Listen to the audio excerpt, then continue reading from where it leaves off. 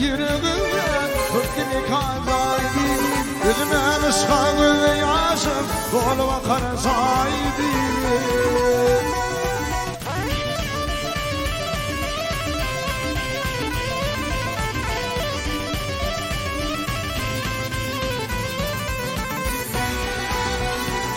Yatırma yeri gecelerine Dillerine bağırırken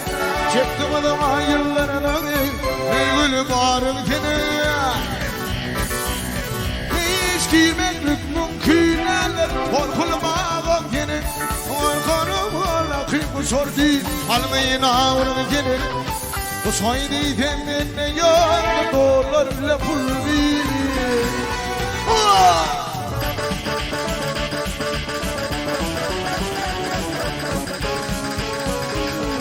Ekatek.com birinci eksklyuziv.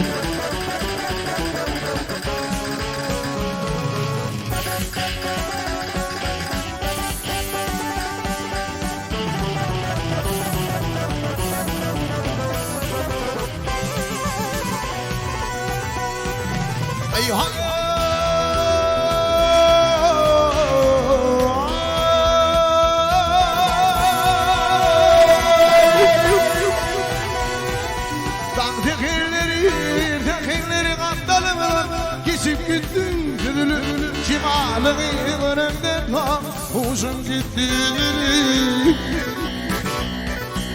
Aşık koca arangan Yanışlı var yıldın Aram gördüm gidebilmek Korkutup pargaydı Gülüme ıskımını yaşım Dolu bakar sahibine